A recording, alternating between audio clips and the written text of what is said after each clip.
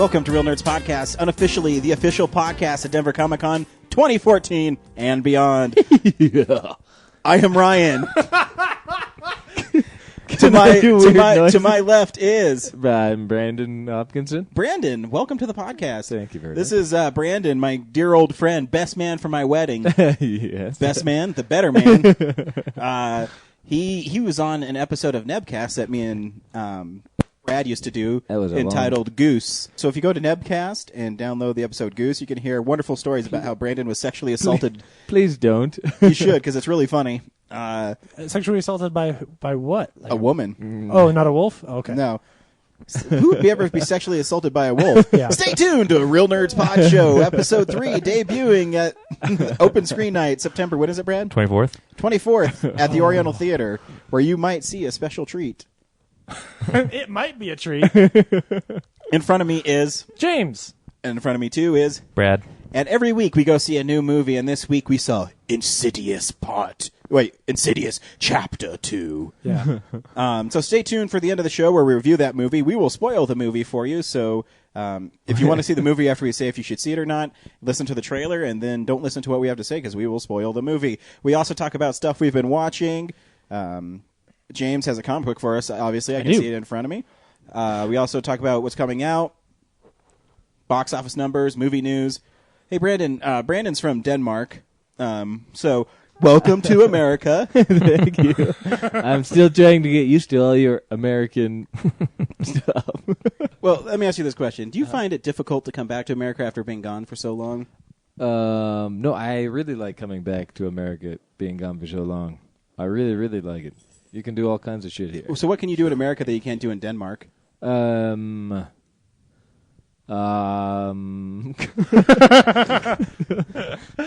really bad at this. You're horrible. But I have no idea. I think like driving is probably the thing you miss the most. Yeah. Wait, you probably. can't drive in Denmark? I know you can, but cars are 300% is what you pay in taxes for a car out there. Really? Just because they want to keep the emissions down, or because there's like no fucking roads? They want to keep the emissions down. You know. One of my favorite stories ever of Brandon that he posted on Facebook. Because every once in a while, you get those people on Facebook that think they're better than everybody else. And this is a couple of years ago, and Brandon posted says, "You know what? It is a blizzard here in Copenhagen, and some old lady is riding a bike down the street, not like you American assholes." Or whatever. Is that what I wrote? Something like that. Something about how America is stupid and how some old lady was. Yeah, how we can learn from this lady. No, I thought it was funny that I think it was some kind of conference, like an environmental conference, that they were flying in a bunch of world leaders from all over the place. They were flying them into Denmark, and this lady, like, she was probably a better example of how to do all that stuff. Yeah, one of my favorite Stephen Colbert moments is he was interviewing the head of Greenpeace. Is that the environmental people? It's one of them, yeah. Yeah, and carbon footprint. Yeah, and he said, "Hey, where are you guys based out of?" He said, "San Diego, and we're in Washington, D.C. How'd you get here?" Like most Americans, I flew a commuter jet. And Colbert just railed him for it. So, Brandon, you were a douchebag on Facebook. Yes, the funny thing is, I don't think he meant to write it as a douchebag, but it came across as like the biggest douchey thing you could say. It didn't even sound like and then as soon as you mentioned something, then when I read it again, I could hear the douchey tones. It's like he's been gone from so long from America. He forgot what it was like to be lazy and entitled. No, that's not true. Because. So, Brandon, did you watch any movies in Denmark? Yeah. Yes, Brad. What movies were they, Brandon? I don't. And were they subtitled? Yeah, I think they're subtitled, but they don't dub them. But yeah, I was gonna say because they speak English in Denmark, so they don't even need to worry about it. So when you go see G.I. Joe. Retaliation. I mean, it's just the same movie. When you go see G.I. Joe Retaliation, like you do. And if you're wondering why Brandon sounds so good to me and all the guys in the podcast, it's because we listen to Tweak Audio earbuds. If you log on to tweakedaudio.com and in the checkout type in Real Nerds, REELNERDS, you get a third off your whole order, Brandon. A third? A third. So log on to tweakedaudio.com to get your earbuds. I'm doing it right now. Very cool. And we also have a couple of tickets to give away to a comedy show at the Oriental Theater on October 12th. Ben Cronenberg will be performing for you. We have 2 tickets. First person to tweet that James is a douche gets these. I haven't even said anything yet. Yeah, I'm going to see if anyone actually listens. I have so much shit to give away, and sometimes I can't give it away. I can't give this shit away. What shit do we have to give away? I just said 2 tickets to a comedy show, Brandon. Not bad. You know, you're really bad at this podcasting. When I interview you, you just repeat the question I said. I answered Brad's question. Hold that mic closer to your mouth. Like it's a dick, dude. Put it to the chin, man. Wow. I can hear him a lot better now. You're making Brad's job really difficult. Yeah, I'm sorry, Bradley. Oh, man. Brad's getting all pissed off. He's going to go like... Damn it. He's going to go like Teen Wolf on you. So, Brandon, what's your favorite movie Of all time? of all time? God damn it, dude. I knew this before you asked. I know. I'm not sure. Probably Weird Science. Really? Maybe. Because of that Is hot that, lady in is the that the wrong answer? Damn it. yeah, that was the wrong answer. Is it really Weird Science? I like a bunch of them. Weird Yeah, Science I just is think one. it's a really eclectic choice. Ferris Bueller's Day Off is a cool one. Good one. Top Gun. Oh, Yeah. Which is funny since, I mean, the two of you guys like greasing up and playing volleyball together. Totally. We did it this morning. Before I went to work, I'm like, hey, Brandon, get your boom box. We're going out front. We're going to set up the net, and we're going to spike the ball around for a couple of times. until I get tired. But yeah, those are my favorite movies. A couple of them. Brandon, have we ever told the story about when me and you would watch movies and you'd have girls over with us? What? I don't remember. So me and Brandon, when we were in high school, would always go to our local Blockbuster and we would rent movies. And this one girl named, I don't know, we'll call her some dumb skank, was dating you. I don't remember. But I remember it was Wes Craven's New Nightmare, and Brandon was getting a little handsy while it was going on. So I went on the floor and just trying to fall asleep. It's really difficult, though. Oh, and the podcast is broken. Well, I'm the only one left who's not dead with laughter. So there's stories of me pretending We I'm watching asleep. a movie when that chick and I were making out, and that chick kept hitting you in the side with her. No, but see, Brandon, you're getting your story confused of all these times you've been fooling around with girls and I've been nearby. oh god, This one was we were watching Wes Craven's New Nightmare, and I just went on the floor because. Okay. And then I tried to watch. I don't know what's more terrifying: the sound of you or Freddy in the movie. The one you're thinking of is It was probably the same audio, I think. Ever play Skinny Cat? Probably the one you're thinking of. Remember, it was Joe's graduation party, and we were all in Joe's bedroom. And you were pretending to be asleep. I don't seek this out. Brandon, for some reason, thinks it's appropriate to start fooling around with girls while I'm around. But we were watching, I think it was Mallrats. I thought you were asleep. You're a hell of an actor, right? Well, thank you, Brandon. If you want to see how great of an actor I am, go to the Oriental Theater, September 24th. Emmy nominated. But yeah, is that still going? Still going. Looks like not even moving. Anyways, so what the one Brandon's talking about is I was laying down in a sleeping bag. Brandon was next to me, and this girl was next to him. We'll call her some dumb skank. And the same girl twice. yeah, so I was laying there, and all of a sudden I felt this nudge on my shoulder constantly, like over and over and over again. And I was like, relax, I think he's sleeping. He's sleeping. It's okay, guys. He keeps giggling, Brandon. I'm pretty sure he's awake. He does that in his sleep sometimes. Just relax. Just relax, baby. And so, this went on for, 45 minutes, an hour. And then Brandon gets up and goes and sleeps in the hallway. His work is done. Oh. So that's what Brandon's like in America. Since he's been in Denmark, he's a lot more respectful. Yes, absolutely. The Danes have taught him not only to wear clogs and go sit in windmills, but to be more respectful. That is true. So Brandon has many exploits whilst watching movies. I'll tell another one. And remember, I only know these stories because Brandon tells me. Or because you were there. Or I was. This time I wasn't there, so thank you, Brandon.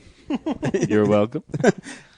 So this other time, we'll call her some dumb skank. Brandon was over at her house, and they were watching Disney's Aladdin. Great movie. It was a good movie. It is. Very erotic. Very, very erotic.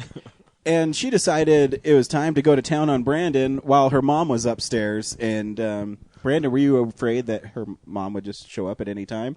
Or were you hoping her mom would show up and join in and it'd be like the devil's advocate and they just mold together? And anyone else see that movie? No, just me? No. Keanu Reeves? That was a good movie. That is all.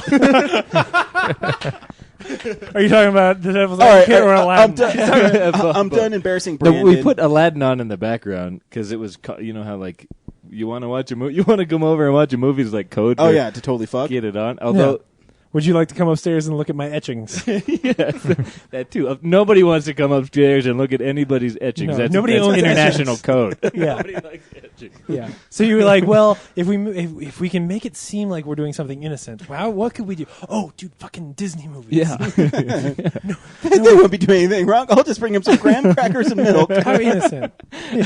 Is that her mom was like, is that Aladdin I hear? I love that movie.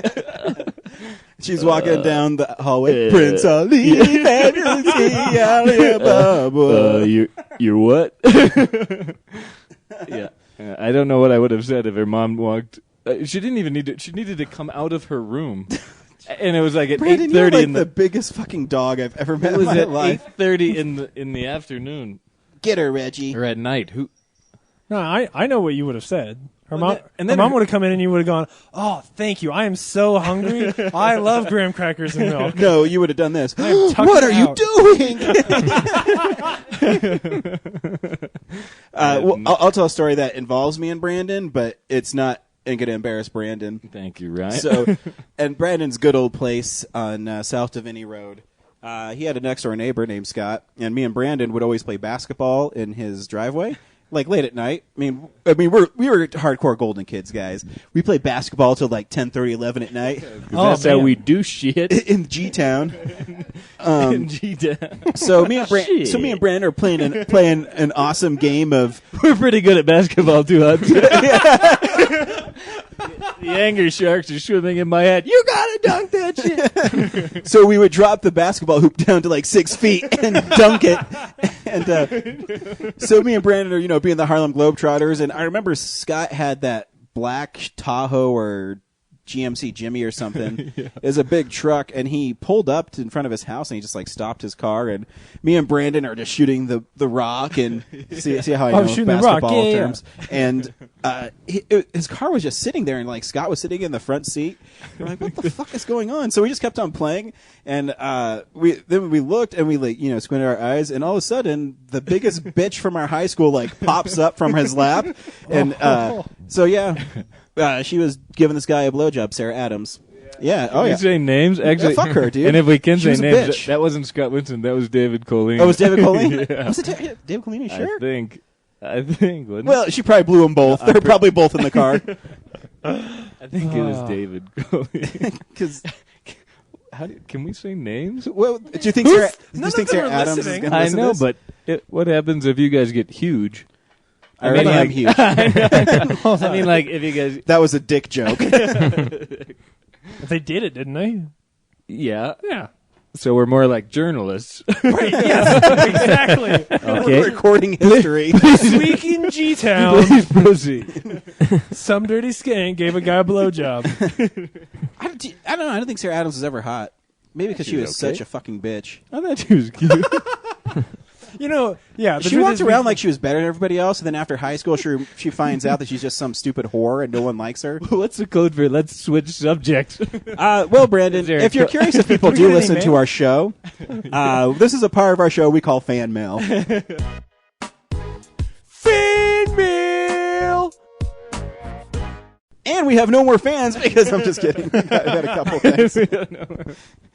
Brandon comes on once and just ruins our fans. Sarah's like, oh, the guys that I used to go to high school. The with. truth is, we only ever had 2 listeners, and they're both really mad now because they both gave you blowjobs in high school. Yes. Hey, guys, actually, this is kind of a big deal. I don't know if you've had a chance to listen to the voicemails this week. No, I haven't. Did we get one? Dude, we did. Not only any voicemail, but I've been trying to get him on the show for a while. No. I'm going to go ahead and play it. Brad, you have no knowledge of this. So I'm going to play this message that is on our recording. Go ahead. Hello, Real News Podcast. Yeah, this is Jason Statham. You might know me from the Transporter trilogy or the great climax, The Fast and Furious 6. You guys are making fun of me so much. I just want to let you know that I'm doing something way outside my wheelhouse that you won't believe. I play a good guy who's had bad things happen to him, and I have to save the world. Just so you know, this is totally different from what I usually do. All right, glad I was able to clear that up. I hope you guys have time to watch Parker. In that one, I play a bad guy with a heart of gold. Well, I hope you're not wearing a wire. Bye. You are fucking kidding me. Dude, Jason Statham called. Oh. After years of me begging him to call my podcast, he did. He gave me an exclusive scoop, guys, from Fast and Furious 7. It's just called And 7 is the new movie title. That's bold marketing right there. That's not as funny I don't as think like Brad's that. liking this podcast. What? You're just sitting there, all morose, like, fuck these guys. Yeah, Brad Brad. never likes this podcast. You assume too much. Oh, Yeah. man. How do you like these hard questions? What's your favorite movie, Brad? Everyone knows my favorite movie. How do you like it? Oh, He's like, man. Ninja Turtles, fuck you, man. Yeah. Good call. Touche. That's a good one. I loved Jason Statham in Crank 2, Crank Harder. Yeah, I mean, I like him in Crank 3, the Crank the Hardest. Hmm. I was trying to think of a movie title that he would be in, like The Delivery or something, but Actually, I think Delivery man. The pacifier was... Oh, no, that was Vin Vin Diesel. Diesel. Yeah, wasn't he in a movie called The Delivery Man? maybe, probably. probably. Oh, is that the The transport? mechanic. The transporter, obviously. Oh, okay. Our good buddy Macrobonics, who was on the show last week, Bree, Yeah. he tweeted us something cute. He said, I just figured out who you guys remind me of, Real Nerds Down Under, and it's a cute little picture from the Rescuers Down Under. Aw. So thanks, Bree.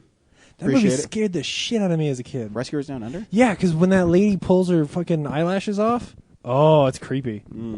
There's only 2 mice in that picture, though, so I guess Yeah, you're not in it. I'm out. You're out. And one's a chick, so sorry, James. Oh, that's actually probably fair.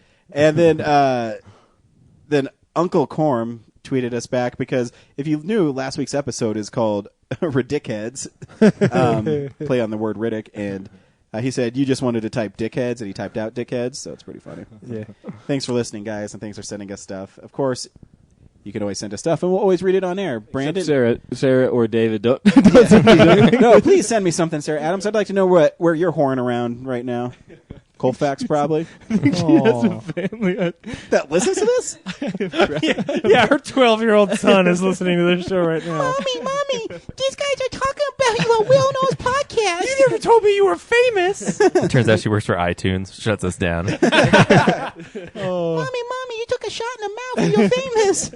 Oh, that's horrible. We technically don't know that. You know when I cross the line when my wife puts her head down in shame and covers her face, and I just She did does it a lot. She does. I love her though. Could you imagine having to be put up with this shit all the time, just nonstop? So Brandon, you never real. write into the show. Why is that? Because they don't have letters in Denmark. We don't have the internet. Is it because it's hard to type on a keyboard in Denmark? I You- remember when I was in Paris, like all the letters were rearranged, Oh, it's almost impossible. and I was like, yeah. You know, Brandon, you're a lot more funny when there's not a mic in your mouth. When I'm not resting a mic on my chin. Yeah, you need to relax, Brandon. You need to relax. All right. You're not turning tricks. You're just talking. All buddy. right. So there's no pressure. There's no pressure. All right. But this is the part of the show, Brandon. If you want to introduce it, Yeah. it's called Stuff We've Been Watching. This is called Stuff We've Been Watching. And he even Nice did the gay hand gesture that I did. He did. So, yeah, this is the stuff we've been watching. So this week, I got around to watching Parker. I don't know if you guys know this, but it stars Jason Statham. And Jennifer Lopez, Yeah. correct? Yeah, and actually the movie is not bad. and I'll tell you why, because did you know that Jennifer Lopez is not his love interest in the movie? No, she takes her clothes off in front of him. Yeah, but see, what they don't tell you in that is he's actually has Nick Nolte's character is like his mentor. Yeah. And his girlfriend is his daughter. And His girlfriend is Nick Nolte. Girlfriend is not Parker's daughter. Yeah, his girlfriend is Nick daughter. Nolte's daughter. Gotcha. So everything he does in the movie is to help like that family and well, I guess I should set up. He's like a bad guy with a heart of gold, like every Jason Statham character. Yeah. And in it, they rob from rich people. And in this robbery that they have at the Ohio State Fair, it goes wrong because this one guy doesn't follow the rules and he kills a guy, and that makes Parker really mad. And so they're that whole scene from the trailer where they're driving away, and he says, "If I was a guy like me, what would I do with a guy like you?" And he says, "I'd probably kill him." There's like a whole other 5 minutes in the scene where they're trying to talk him into doing another job, and he doesn't want to give up his money. And he says, "No, we've already got enough money. Why are we giving up another job?" And it's so it plays out way differently. And all the beats that we saw from those horrible trailers is not in the movie because the beats are longer. And Jennifer Lopez throws herself at Jason Statham, and he doesn't return like her affections at all. Nice. And so she finds out that he's going to get a lot of money from these guys who screwed him over. So he's going to steal all the money back from him. And so she wants the money because she's going to lose her car and her house and her job or whatever. And so he's concerned, and so that's why he's like, "Drive to your place of business." And so they go up there, and she says, I want to join yo I don't know how she sounds, your gang or whatever. She wants a part of it. He says, "Really? Well, I need to know if you're wearing a wire," because he thinks like she's maybe trying to trick him into doing something. And so it's really different than the whole trailers will have you believe what happens. Better or worse than Payback? It's not as good as Payback. Gotcha. But it's still not a bad movie. Yeah. Because even the part where they play it in the trailer where he gets shot, and then you saying, "Oh, that one guy didn't want to shoot him because he's his friend." No, the dude shot him, and he just didn't die. And he escapes from the hospital, and the people that rescue him, he gives them all this money, and the movie's actually not bad. Cool. Good. And there's a sweet like fight. They ruin the end of the fight because in the trailer the dude like falls off the balcony and smashes into the ground. But in the fight, they do that normal thing in fights in movies where the one guy has a knife and he stops it and he's trying to push it into his face. Well, Jason Statham puts up his hand and it goes right through his hand, and then he starts beating him up. It's awesome. So yeah, there's some cool parts in it. It's free on Netflix if you want to watch it. Done and it's, done. Free, so who cares? I also watched a bunch of Spartacus this week. Haven't finished it yet. It's awesome. Mm-hmm. In the first episode, there was a bunch of decapitations, and then it went to this like huge orgy. If you've never seen Spartacus, Brandon, you should totally watch it. Sounds cool. Is it like it's like 300 kind of? Isn't it? Yeah. It's super stylized violence, but that's kind of cool. But it has like political overtones to it, where everyone's fighting for power, and Spartacus is leading the slave rebellion. If you've seen the movie Spartacus, it's basically the same thing. Cool. Well, it's a little bit more over the top than the movie Spartacus. Well, no, I mean like the premise of it's the same. Where Yeah. a slave gains his freedom by fighting in the arena. And it's badass. I fucking love Spartacus. Sounds cool. And I try to count how many times I say Jupiter's cock in it, but I lose track after a while. And I love how they speak dialogue in it. "Spartacus, I will have words with him." It's fun. Lots of naked chicks. It sounds cool. I've heard good things about it. And ladies, lots of naked guys, too. I mean, it's just not... Oh, yeah. not just- All kinds of beefcake in that show. Yeah, not just a bunch of, like, tits flopping around. There's dicks flopping around, too. That's Yeah. good to hear. Dude tits. Like big, Yeah. big muscly dude tits. Have you guys seen Mad Men? Yeah. Yeah. I like that show. Do you? See, Ryan? Really, Brandon? What happens in Mad Men? Do you guys like my input? Hey, Brandon, if you could describe Mad Men for me, what would it be? I think it's about the advertising. See, you know what Mad Men is to me? Let's talk about doing something than not do anything. They never talk about doing stuff. They just talk. They're not even talking about doing stuff. It's just talking. I love the show, by the way. Yeah. I think it's fantastic. Yeah, man. Oof. What do you think they should be doing, Ryan? I don't know. Something interesting? Decapitations and orgies? Yeah. Come on. I guess they could have a key party. It's probably coming. The what? Get one or two more years and Sally will be going to key parties, man. What's a Aw. key I'm party? just saying, it's true. I What? just made everybody sad. I don't know what you're talking about. What's a key party? It's a thing that they used to do back in ye oldie days of the 60s and 70s, where everybody would put their keys in a bowl and then they'd have sex with each other. No, you go to the party, and then when you left Yeah. at the end of the night, you just grab a key, and then you'd find the person whose key that belongs to, and then you'd Yeah, go home and with that you go person. home with that person. Yeah. What happens if... Do they have guys and girls bowls? Or? I'm worried. Oh, Aw, you do got it Don again. Draper. Oh, man. He's going to get ash all over my back. Oh, God. That was good. Do you know how they work? I also watched Insidious Part 1. Brandon, you saw Insidious Part 1 today, too, right? I did, yeah, I saw it today. What'd you think of Insidious? I liked it. You are horrible. Worst guest ever. No, I Guess we'll never have back. After this shit, we're I thought it was really good. Hi, I'm Really, Brandon really from Denmark. I like the movies. I don't know how they talk that. we get movies 3 years later. Insidious is in the movie. Yeah, you guys see this new badass movie called War Horse? Do you tend to like horror movies, Brandon? Yeah. Oh yeah, in the old days, me and Brandon would go. Yeah. I don't want to talk while you guys are talking. No, just talk over us. I interrupt James and Brad all the time. Oh, God. But me and Brandon, we were the bane of his sister's existence because we would go to Blockbuster King Supers with his mom, and we'd rent the shittiest horror movies we could find. That's how we found Leprechaun and there's all kinds of Rumpelstiltskin. There's all kinds, wasn't there? Yeah, and we'd watch them, so we'd commandeer the TV. And his younger sister would be like, "Fuck you, Brandon!" And then she would jump on his head and shit. And Yeah, that was fun. Oh, but mercy. Insidious is pretty creepy. I thought Insidious 1 was awesome. What I thought was cool about it was like the first 20 minutes were super boring, which sounds like it's...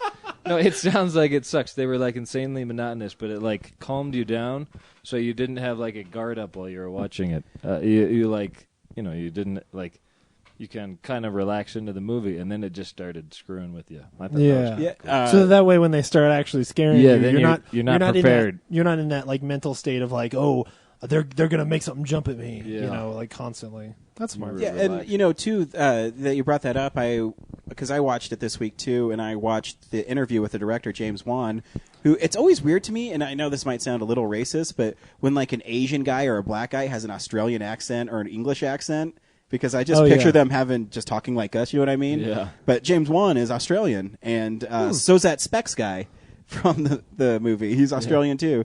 But he was talking about that he purposely did that.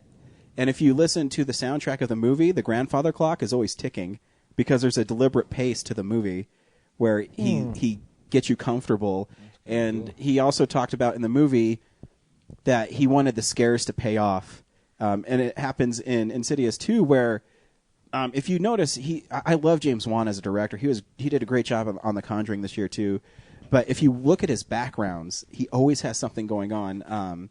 In Insidious 1, I think one of the creepiest scenes is there's that big guy who's walking back and forth on the balcony, and he's walking one way, and he comes this way, and then when he crosses back, he's in front of her. Yeah. So he always wanted to make sure that every jump scare had a consequence to it. There wasn't just a jump scare, because that's a big thing in those supernatural movies is how loud could I make something? And that was my biggest beef with all the Paranormal Activity movies is I don't think they're scary when they show, oh, this is the room, and then they come back and a chair's not there. Yeah. That's not scary. Yeah, no kidding. What I thought was cool, and then what else was cool is they would scare you in the middle of the day. Yeah. Some of the scenes, there was a kid that was running around in the house in the middle of the day. Like usually you don't have scary Yeah, that's a stuff in great the middle scene. of the Did day. you see him at the beginning of the scene, that little boy? No. Like when she goes in to put in the laundry, he's standing in the corner. Oh yeah. As she walks by, and it's a one tracking shot, and he's such a cool director.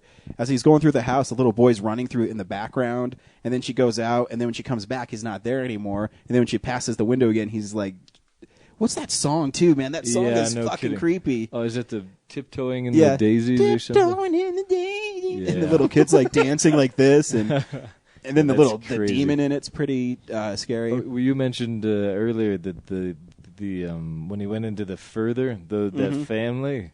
Oh That was yeah, insanely creepy. That was creepy. yeah. No, it's That is all. it's an effective movie. It really is. It's really well done. Brandon, you also watched Evil Dead yesterday. That was old school splatter. I think It was pretty over the top. It's one of those movies where it doesn't let you relax, though. No, Because it's another movie where it just builds and builds, and it just keeps on going, and it never stops. but it's just a constant. Maybe that's why I could point out that how the other one just kind of calmed you in the beginning. That one did not. That one was polar opposite. That one was like just blood from Yeah. beginning to end. But, the acting in it, I think in that, by most people, I think that the Mia in the Evil Dead is amazing. Yeah, Really good. For a no-name, I had no idea who she was before. She was excellent. Because, you have to buy her as an actress if the movie's going to work at all. When it's not even just buyer, like part of why I love that movie so much, especially as somebody who doesn't like horror, is because I really like and care about Mia, and so when stuff happens in that movie, I'm like, I mean, every character in that movie pretty much I really like and feel for. I was going to bring that movie up later anyway because I think that's. I guess I'll ask this question now. In Insidious 1, do you really like and care about Rose Byrne's character and what's his face? Yeah, I think so, because in the movie they're victims. They didn't do anything wrong. Who's Rose Byrne? She's the mom. Oh yeah, Oh, sorry, yeah. yeah. And The cute chick. and her kid is in a coma, and you just feel bad for him because they can't understand why he's in a coma. Mm-hmm. And that little boy is the little boy from Iron Man 3. Oh, He's really good in Iron Funny. Man 3. That's crazy. But yeah, no, you didn't see Insidious 1? nope. Oh, Insidious 2 is probably horrible for you. Spoilers. But yeah, and I was telling Brandon yesterday that Bruce Campbell's on the special features for Evil Dead, and he's a producer on the movie, and he was getting the dailies back, and they shot the movie in order, and he said he didn't know if he bought the movie. He says, it's all right. And then they did that scene where she's in the bedroom, and she just got raped by the tree, and she has that like intense, and she's there's something out there. And he said, after they showed me that, I knew this movie was going to be pretty good. Yeah. And then it doesn't stop after that. It's nonstop. Did you watch anything else this week, Brandon?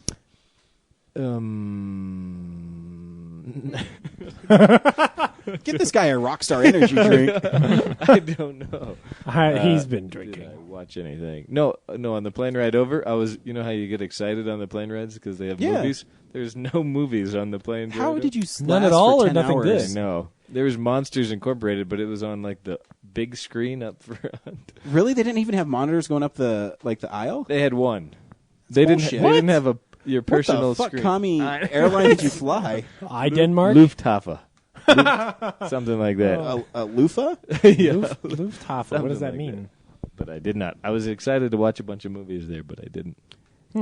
Bummer. Yeah. But I think on the way back, though, I look at your itinerary. I think you're flying United, so I'm pretty sure that United has screens in the back of their Oh stuff. yeah, now. yeah. This is America. Yeah, but you did. We had better each have our own TV in Right? America. I was furious. did you let them know? You spent good money on this flight and you didn't get to watch Monsters University? I brought the stewardess over with my little button. And I was like, "Excuse me, ma'am. There's carpet where my TV should be." Yeah, this is my only chance to watch Tyler Perry's Temptations. You being her, and she says, "Yes, how can I help you?" You forgot to get me out of here.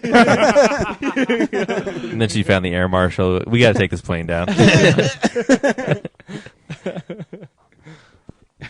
But I think I haven't watched a whole lot of movies this week. No, No, not It's the first time you've relaxed. Yeah, if people don't know, Brandon is actually getting a PhD, if people can believe that, with his wonderful insight into things. So if you ever have him as a doctor, he'll walk in, you have cancer. Then he'll just leave.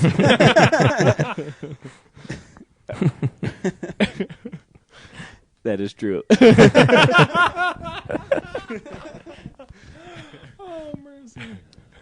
Anything else you want to say, Brandon, before we turn it over to the boys? No. Not even thank you for having us on Oh, the show. no, yeah, Fuck you, Brandon. Just kidding. I'd like to thank you guys for having me on the show. Is this the end of the show? No. Yeah, we're Okay. done. You're done. Because I've got all kinds of stuff to say. Good. Yeah. Right. What other stories can you tell us, Brandon? What do you have any Denmark stories? I don't know. I have a couple. I don't know. What kind of stories do you want? Anything. I want funny stuff. I don't want any gay, sentimental shit. Do I usually tell gay sentimental? Oh, dude. The last time he called me, he says, Ryan, you won't believe the day I had. Oh, my. Birds were singing. Raindrops keep falling on my head. Burt Bacharach in the background. It was great. No, nothing too crazy. No. I've settled down a little bit. Have you? A little bit. A little bit he has. The Europeans have taken his wild side out of him. Absolutely. When he left, it was, get your motor running. But I would, if I have time. I'd Yeah, like you to do. We thank have you guys all the for time in having the me world. on. It's kind of fun. I was hesitant at first. Hesitant. Really? But it's actually pretty fun. You don't sound like you're having fun. I am having a lot of fun. Yeah? This is me having fun. Got it. You remember, it's not your first podcast. You've done this for like an hour and a half. Like, Yeah, I know, but I didn't realize that people. Before. I mean, like, people like listen. oh, I didn't realize that. What do you before. think people are going to hear your name and they're going to say, Brandon Hopkinson, Facebook you, and say, I do not appreciate what you had to say about us Danes. Well, I Of course, it'd be like, I didn't appreciate Verdi. Scandinavian fuckers. But yes, I appreciate you Is guys. it cold having- there? Yeah, the winters are freezing. I know you're a guy who doesn't like to be cold. No. So, I mean, how do you cope then? Coats. with a jacket. Do you wear gloves as well? What color is your jacket? My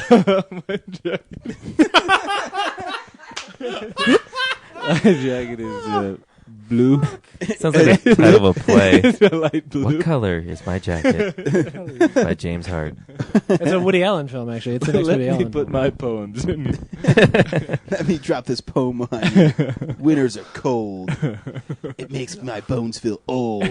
Ryan, that's a Denmark. haiku. Thanks. Should we turn it over to the... Sure. What- James, what'd you watch this week? Oh, man. Sorry, I was out of it for a while. I watched a bunch of shit. Real quick, I got a chance to rewatch The Place Beyond the Pines, which is the movie from the guy who made Blue Valentine, Derek something. Anyway, still great. I feel like it's a movie that's sort of split into three parts and tells three distinct stories that are connected through this one robbery, sort of. And Bunch of hot guys in that movie. yeah, all of the hot dudes are in it. Bradley Cooper. Ryan Gosling, Ryan and Dane DeHaan, who will be playing Harry Osborn. Which you remember when Social Network came out, and I texted you and I was like, Peter Parker is in good hands because it had what's his face in it. Harry Osborn's in good hands. Good. I mean, we've seen Dane DeHaan in other stuff like Chronicle last year. And he usually he does often play like the tortured high school boy who so he can do that kind of stuff. But this is, I think, the one movie where he really has to show some great dramatic chops, and he does a good job. But anyway, I think I get a better idea of really the story and the picture that he's trying to tell, seeing it a second time. It's a great little movie. Not little. It's like 2.5 hours long. It is a crime epic. It is this very long movie that's giving you an idea of like how pervasive and the way that crime sort of infects everything that it touches, and it's really good. I also got a chance to see American Graffiti this week in a theater. Yeah, you did. Yeah, the Alamo Drafthouse here, of course, like every day shows old movies. for different reasons. And this was one that Badass Digest brought to the Alamo. And that movie is so fucking I love the good. soundtrack to that movie. I love that movie is a masterpiece. Like straight up, that it's the best thing George Lucas ever did. Like I as much as yes, Star Wars created and defined a lot of kids' childhoods. This is a movie about ending people's childhoods. Like that fucking movie is so smart. It was interesting because when they introduced it, the guy from Badass Digest said that basically it was all because it was written because after THX 1138, Francis Ford Coppola sort of challenged George Lucas and said, "Hey, you should write a movie that like people can relate to." And American Graffiti was the thing that came out of it, and you can tell because every scene in that movie is like, "Oh, here's a both adorable but moving, character-driven scene." It's just, oh man, every scene with Carol in it is fantastic. Anyway, I'll move into the new things I watched. I watched West of Memphis. Oh, you did, huh? Yeah. I wanted to see it anyway, but yes. Hold on. You convinced me to watch it sooner than just at the end of the year when I was going to rush through some stuff. And it's really good. It was one where, because it is really long, like it's almost 3 hours. Yeah. And I thought like, I'll watch it while I do my workout. I've been working out recently. I know you've talked about it in the script you've been writing, how great you look. If you Hey, want to I hear reckon- how great James thinks he looks, go to the Oriental Theater September 24th to see Pod Show Episode James, 3. I think you look great. Thanks, Brandon. You want to touch me? Anyway, let's move on. The shit. What was I talking about? West of Memphis. Oh yeah. So I thought like, I'll watch like the first half tonight, and then I'll watch the next half tomorrow. Nope. Yeah. Started it a whole way through, and it goes really fast, but it's also it's really well directed in that it's not episodic, but like it moves from one topic to the next and completely covers that idea. You know, when it'll introduce the thing like the knife in the lake. It'll introduce, hey, they found this knife in the lake, and then cover every aspect of that piece of evidence, and then move on to the next thing. I will disagree with you to some degree that I didn't end up with that feeling that. If you didn't listen to the episode where Ryan describes it, basically it's a story about this murder of these 3 kids in Memphis, Arkansas. Yeah. And you had said like, well, I feel like they spent so much time on defending the innocence of these 3 kids that they don't really get to the fact that like there was this murder of these 3 kids, and that and I kind of disagree. I think that they spent a good amount of time condemning the person that they think did it, as well as really talking about sort of how horrible it was, and you know, I think it's more just that because we can't throw anyone in jail based on what they have, there's no resolution that makes you happy. You know, at the end of the movie, even the good things that happen are bittersweet. Because you talked about the fact that at the end they end up, you know, signing a thing that says like, hey, we're guilty, but we get to go free because you know that we're not really guilty. And there are bittersweet reasons, as you know, obviously they're not in jail anymore, but they also had to admit that they were guilty, and that whole issue is really fascinating. It's a great movie. People should definitely check it out.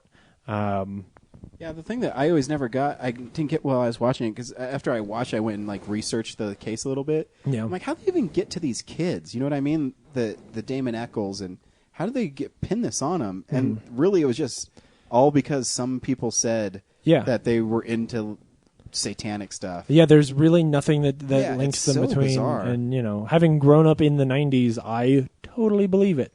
And like I remember, you know, that sort of fanaticism that there was and still is in some parts of the country. But I think it's that one kid's stepfather, that Stevie's stepfather, dude. That scene where they're interviewing him for the defamation lawsuit is like so gripping. Yeah, because they ask him questions and then when he was calling his friend, because his friend is, I think that's the most fascinating stuff is the guy that is his alibi. Like all the scenes where they interview him, and like the moments you watch as he basically comes to terms with the fact that he's pretty positive that his friend killed these 3 kids. Well, and yeah, because there's that one scene where they have the diagram of where everybody was, and then he realizes that he's pretty sure his friend's the reason he Yeah. is the killer, and he has to go away, and he starts crying and stuff, and it's pretty powerful. It's a powerful movie. But I will say that even with all the things they said, I don't think they actually have anything. Like if they took him to court, they couldn't convict that guy of anything. And no, they don't have any smoking guns. And the truth is, there's really nothing to defend that guy who's their friend. Like for all we know, he was in on it too. Like there's more evidence to pin him to it than to not. Other than the fact that I watched him on this movie and I thought, like, well, he's probably not guilty. He doesn't seem guilty, you know. But yeah, definitely fantastic. Probably I mean, I haven't seen that many documentaries, but certainly the best documentary I've seen this year. Which, moving on, I saw another documentary this week called Sound City. It's directed by Dave Grohl from Foo Fighters and Nirvana. And basically it's about this place in California, or in LA, called Sound City, where they had this big Neve console. Basically, there were like 4 of them in the world, and it was a fantastic console for recording. And it just tells a story about this sort of recording studio in LA and how it got big and how perfect it was for certain things and how much people loved it. And then sort of the fall and decline of it as everything went digital and people sort of stopped recording in places like that. A really fascinating documentary. Some amazing people were on there. There's a couple really funny moments, like when they interview Barry Manilow, and Barry Manilow said something like, "Oh yeah, when you were there, it was just like this real family atmosphere. It was really just like being at a family." And they cut right to Tom Petty, who goes, "I think family's probably a strong word, but," and I was just like, "Fuck yeah, Tom Petty, shoot Barry Manilow down."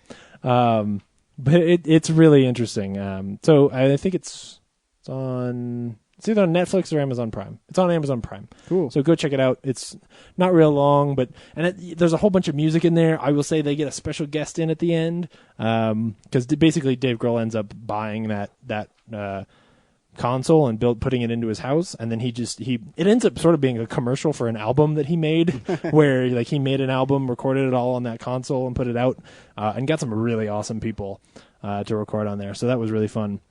And then the very last thing I saw was 42.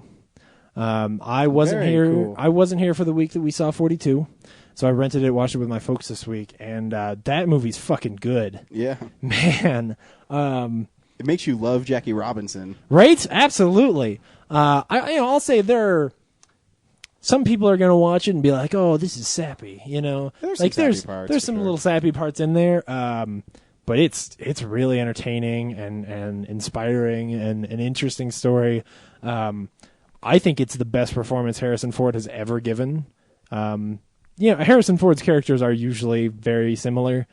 There's it would take but a push to turn Dr. Richard Kimball into Indiana Jones. Like, they're not that far apart. This is a character where Harrison Ford really falls into this, and you stop seeing Harrison Ford in a lot of ways, and that doesn't happen very often.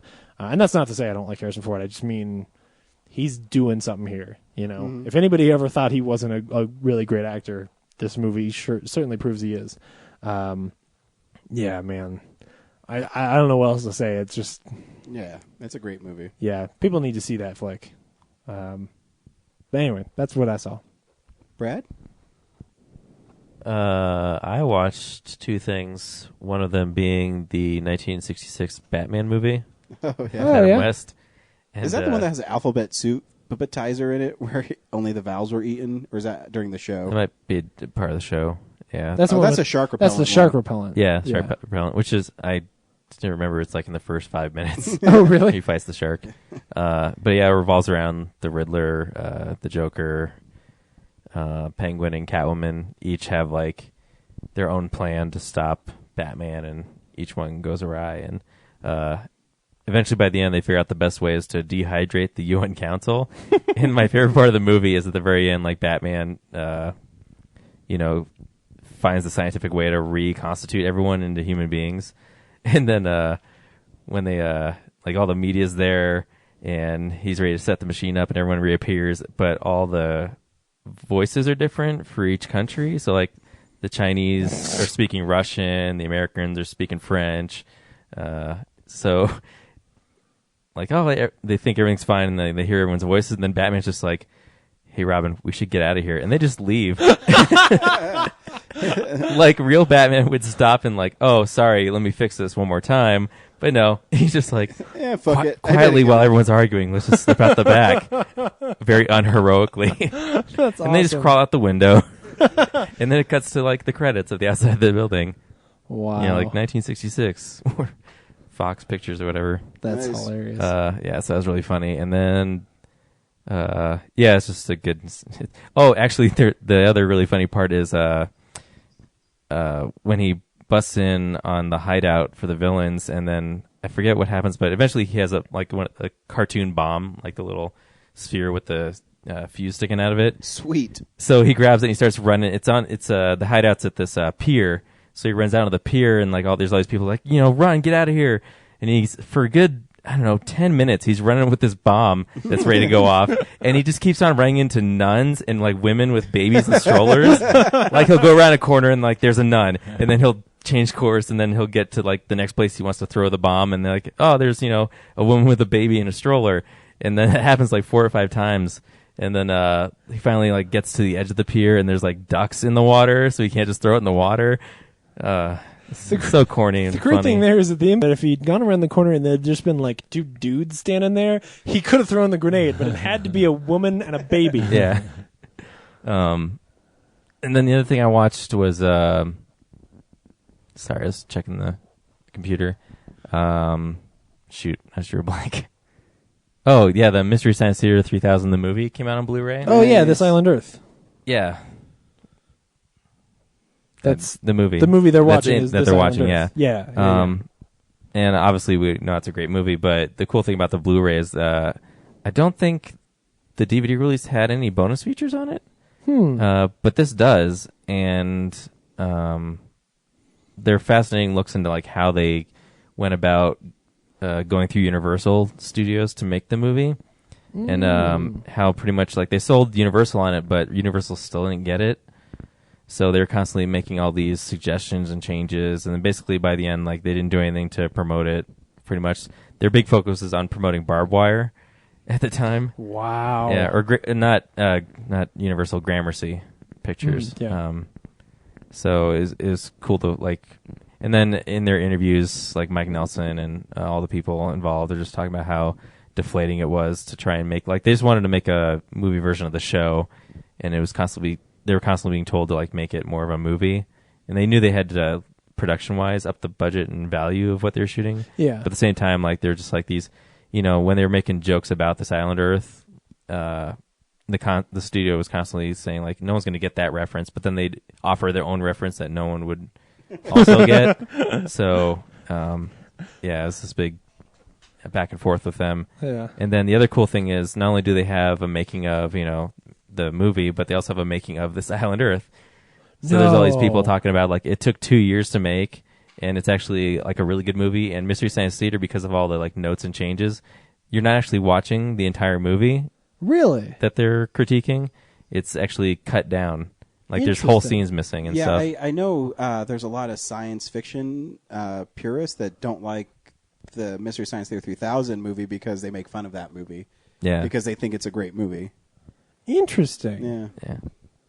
Very interesting. And then now I really want to go watch just This Island Earth by itself. Yeah. That would be cool if they included it on the Blu-ray. They like, should. The movie. That The would be whole that would movie, be yeah. a good peace pipe, I was checking digital base. I think it is coming out like as its own thing Yeah. pretty soon here on Blu-ray. So Not this week, but we'll get to it. yeah, but yeah, overall it's just cool. Like all the special features, and Oh, sweet. they're in high def too. So I think they were made for this. What was it made Blu-ray. by Shout Factory? Yeah. The Shout Factory does a great job on old titles, re-releasing them and getting them. Like they did Crime Wave and things like that. So it's cool to see Awesome. some old movies get their due. I'm gonna have to go get that. The one problem is like I have a first generation Blu-ray player, so the menus don't quite work Really? as they Can't should. update it? Yeah, they stopped doing firmware updates for my machine. So, Really? Oh, that's a Wow. bummer. Yeah. That's why I Yeah. bought a PlayStation. But yeah, I keep clicking the buttons and finding my way around stuff, and I think there's some hidden stuff that I have to maybe play it on another thing to get to, special features That's wise. the only bummer about the Mystery Science 3000 DVDs. They're always so expensive. I remember Yeah. I always Yeah. wanted to get them, but they're so expensive. Yeah. It's one of those things. What I ought to do is like say, okay, every birthday I'll buy one. Yeah. You know, because I would hate to sit and or look for them at Tradesmart. Because the truth is, all I need is the DVDs. I don't think Yeah. for This Island Earth. Yeah, I probably want the Blu-ray, but for the regular show, I don't think any of the regular shows on Blu-ray at all. Yeah, They're I'm all just saying, DVDs. even if it were, I don't think I'd. But my other friend Ryan, he had two, like I think volume 4 and 5, and at one point on eBay they were going for like $120 because they were out of print and just so hard to find. So, That's a shame. yeah, that's all I watched. Cool. Sponsor time. Hello, Real Nerds listeners. I'm Mac, And I'm Idiot Chittix. and we're here to tell you to visit SphrixesDomain.com. Why should you visit SphrixesDomain.com? Well, duh, it's simple. If you like farts and cartoons and bad words and stuff, you should definitely visit SphrixesDomain.com. How do you spell that address I see? What? I don't know. Fucking S something. I don't know. I'm incompetent. I have no idea. Fine, I'll do it. S P H E Sure. R Oh, God. Seriously, you're gonna X spell the whole thing out? S Oh, D. God. Just say the domain part. I don't want to be here all night. Jesus. Does it get any more of a complicated website name? Stupid asshole Sphrix. Jesus. Anyway, visit our website where you can read about all the funny adventures of 7 aliens struggling to live together in an abandoned warehouse in Denver. Well, what? That's it? What? It doesn't say anything about my crazy hijinks or antics or... What? Ridiculous. Nope, that's all Sphrix wrote down. Well, that doesn't sound funny at all. But you know what does sound funny?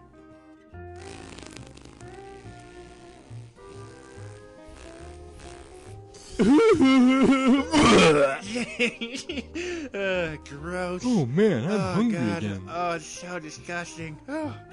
Sphrix is gonna be pissed when he sees what you did to his office. Hey, what are you guys doing in my office? It smells like puke and farts in here. Go to SphrixDomain.com. Bye! SphrixesDomain.com.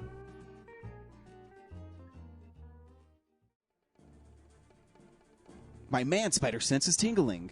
Hey, look, it's Man Spider. How's it going, true believers? When I'm swinging through Colorado and I need comic books, I head to Arvada, Colorado, to Colorado Coins, Cards, and Comics. Oh no, the teal troll is attacking me. My son's in danger. Will no one help him? Oh no, it's Man Spider. Colorado Coins, Cards, and Comics, the whips the competition with great deals on back issues, 50% off, hold slot, 20% off list price. You want sports memorabilia? They got that too. Where are you going, Man Spider? The teal troll still has my son. Here's web in your eye. Oh no, I'm bested by Man Spider again. So visit 6700 Wadsworth Boulevard in Arvada, Colorado, and tell them the Real Nerd sent you.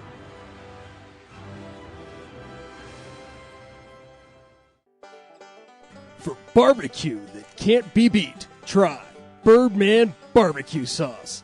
Available and original and spicy. These robust, full-flavor sauces have the awesome power to kick your taste buds in their face. And for that smoking taste on everything you eat, try new Birdman Smoke and Rub. Caution! Meat left unrubbed may suffer from flavor performance anxiety. You can pick up Birdman Barbecue at local area Ace Hardware stores, Ruff's Barbecue in Golden, and the Danny Cash Hot Shop off Broadway. You can also like us on Facebook at Birdman BBQ. Sponsors, sponsors, we love you because you give us money. Give us money right now. Real Nerds Podcast. Not too ashamed to plug anything from Vagisil to Metamucil. I don't know. That's what we learned this week. Oh, hey James, what did you learn during the podcast this week? I learned that it's really hard to rhyme with Vagisil. Well, because, James always has this, I would never sell out. I'm like, give me money, I'll fucking do whatever you want. I know. Do you guys have sponsors? We do. Yeah. Did you hear me do tweaked audio at the beginning? I did. I did. That was real. That wasn't a Yeah, joke. that's a real thing. Yeah, well, that's cool. You really can get 1/3 off your order. Not bad. Also, you can see us at the Mile High Horror Fest at Alamo, October 4th. Cool. What is that? Sit down with us, talk with us. It's like a horror movie festival. Oh, you guys are going to it? And then people could just come down and... Yeah, we'll have our booth set up. You can chat with us. And we'll also be at Telluride Horror Fest. Yeah, we will. So we'll sit down there, too. And Malcon. Is that a self-plug? Oh, yeah, Malcon. When is that, next weekend? No, it's not next weekend. It's the following. It's the last weekend in September. Okay, man. Dude, that's coming quick. fast, huh? Yeah, we've been talking about it for a while, but it's coming quick. Keep on forgetting that we're actually, have stuff going on. Lots of stuff in the next month. Oh, the fall. A lot of premieres. A lot of premieres. The fall is busy. September 19th at the Bug Theater. We're showing the Pod Show episode 1 again with a Q&A. Oh, yeah? Yep. You sound excited? Why are we doing episode 1 again? Because it's never premiered at the Bug before. Oh, yeah? Is that a Tuesday? It's a Thursday. The 19th. But then I think I'm opening that day. We're doing number 1 because we're also showing number 2 next month. Oh, cool. In October. Cool. Was that a poop joke? Hey, I wonder what the number 1 movie last week was at the box office. I don't wonder. I know. This is the box office stats.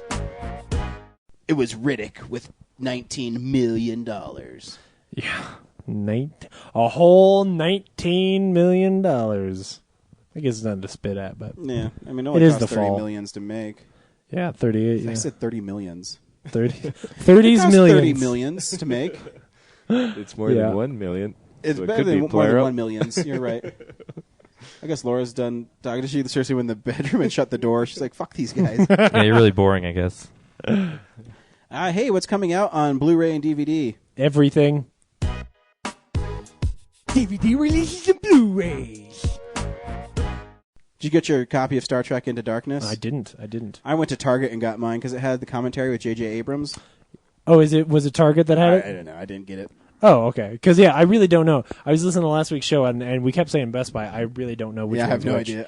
Last week I was just trying to poke a sleeping bear. I know. Oh, this bear's not sleeping, buddy. What you got for me? World War Z comes out on Blu-ray. That's the big Unrated blockbuster. cut. Yeah. Is Brad Pitt decent in there? No, that movie's really, it's way better than you think it is. Yeah, Really? yeah. I heard it was good, but I didn't really believe it. There's it's sort of like vignettes. Like there's different scenes and almost different zombie movies in it, and some of them are better than others. But overall, I think we all enjoyed ourselves for the most part. The Mentalist season 5 is this week. Grimm season 2. Everybody forgot about Grimm. Grimm, is that on NBC? That's why. It's on network because television. no one watches NBC. Anybody? People at NBC got it. They got it. Oh, The Bling Ring, which is the... I want to see that movie. Yeah, the Sofia Coppola movie. I wanted to see that too. First season of Nashville, which my parents are still watching. Here's the big one. Bates Motel season 1. Sweet. If you didn't see the Bates Motel, you should definitely check that out. Now is your chance. Behind the Behind the Candelabra, which was that the HBO special by Steven Soderbergh about what's his face? Liberace. Yeah. Matt Damon and Michael Douglas making out and stuff. Mm-hmm. Oh, everybody says it's fantastic. Yeah, I heard it's good. Yeah, I think it's Soderbergh's last movie he's making. Yeah, though not a movie. It was interesting. I heard a conversation recently where guys were saying that as good as that movie was, that Liberace took a lot of care in not letting people know about his life very much. And somebody had an interesting point of maybe it's slightly disrespectful to then, after that person is dead, make a movie totally spreading that open and being like, "Hey, this is what he was hiding." Based on the memoir that Matt Damon's character wrote. Yeah, no, it is. It was just I thought it was an interesting. Strom Thurmond did it too. Yeah, there's a series called The Hollow Crown that I've seen that get a lot of praise. It's got Tom Hiddleston and Scar from The Lion King, Jeremy Irons in it. That I've heard a lot of great things about. Hey, Uncle Scar, guess what? I despise guessing games. And then I'm going to be king. What will that make you? A monkey's uncle. And then the very last thing that comes out this week is Papa, soy un zombie. Dad, I'm a zombie? Yeah. It looks like a... Or you're a zombie. Like a Spanish Leica movie. You know? It looks like a Spanish Paranorman. Papa, soy un zombie. Yay! Me es Papa es muerte. That would be really bad. Ayúdame, Papa. Papa, I Am Dead. That would be the worst title. Oh, man. Not that exciting. Honey, I Killed the Kids. Is that a movie? Yeah, it's the last. It's the very last Honey, I Shrunk the Kids film. It's Get out of here. the fourth part It's in the not. quadrilogy of the Honey, I Shrunk the Kid films. It's not really. Dude, they- Looking at me like I'm being serious. Oh, that'd be good. You know, did you ever want to get shrunk down and like live where those kids did, like in the Lego pieces and the blades of grass? I did. That'd be kind of cool. Yeah. I think. Yeah, except I hated that part. Like the ant that was like friendly with him. I always thought it was fucking terrifying. Oh, I don't remember that part. I just remember it was cool to like sleep in Legos. Yeah, all of that seemed really cool, but that's not the part that, like, you know, I was easily scarred as a child, as we all know. So the whole scene where, like, there's an ant, and it becomes friends with him, and then it fights with, a spider, I think, or a scorpion. It fights with a fucking scorpion. Why are there scorpions in these people's yard? And then it Because they're dies. scary. And then there's this horribly sad scene with this dead ant, and I was just like, oh. It was traumatizing. Did they name the ant? I think so. I don't know. If not, I did. What'd you name the ant? Auntie, I was gonna say, yeah. Every when I was a kid, every animal that I took claim of, I named it the thing that it was. with Doggy, an E. catty, fishy, Snakey, Wolfie. snaky, wolfie. Wolfie. Oh, that really was his name. How do we have the same thought process there, Brad? Yeah. We're horrible people. That really was that stuffed animal's name was Wolfie. I kid you not. Cool. Unspool that real news, James. It's real news.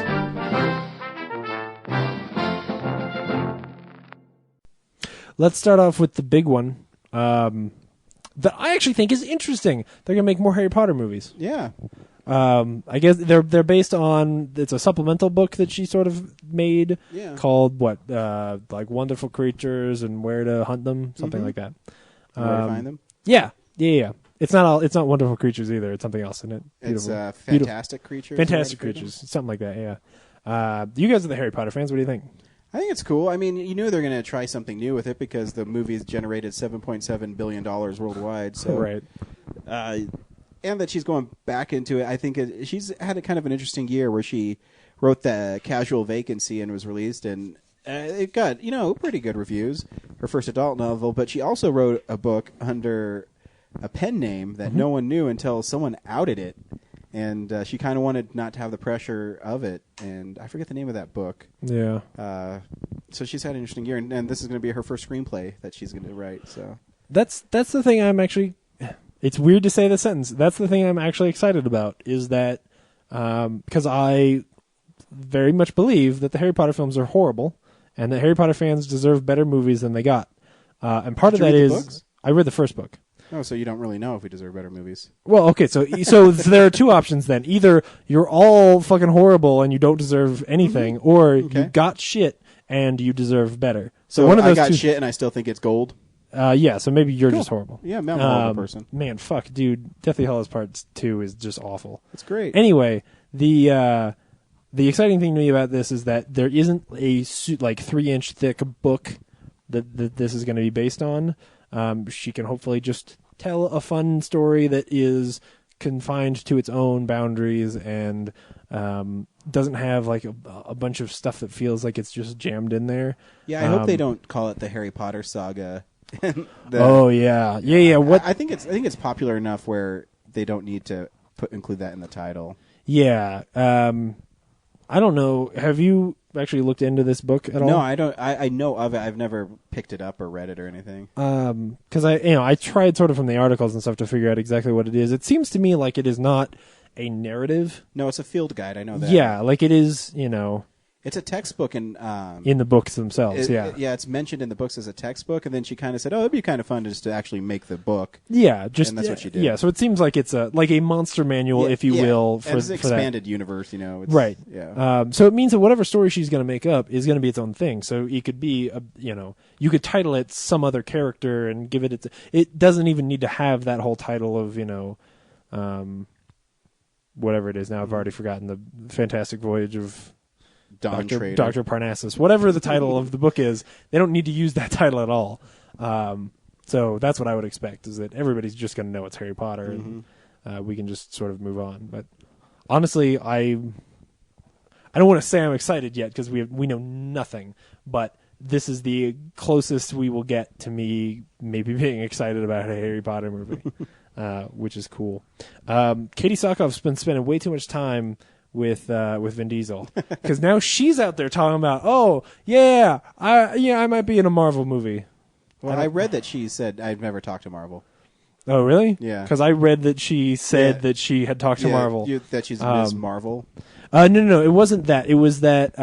It was simply that she had been in little talks, but there wasn't anything to prove whether or not she knew that Elizabeth Mitchell or that Elizabeth Olsen had been cast, or it seems more like she was in the talks for.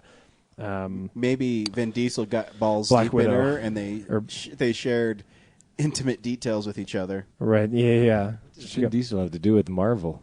Right? He's voicing a character in one of their new movies. Oh, okay. Yeah, he will be Groot in Guardians of the Galaxy. He's a big tree guy. Big tree guy.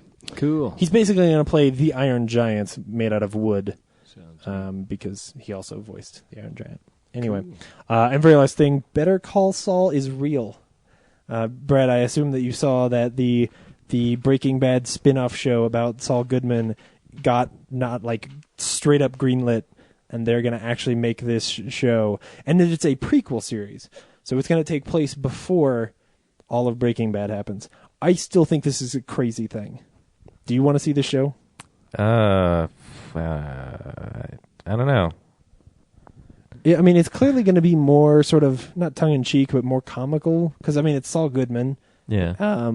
But I just can't imagine that character carrying its own show.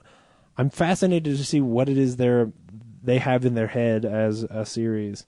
And I'm also terrified that this is only happening because of how popular Breaking Bad is, and that they feel desperate that they've got to make something out of it. Like making The Farm for an Office spinoff. Right. Yeah.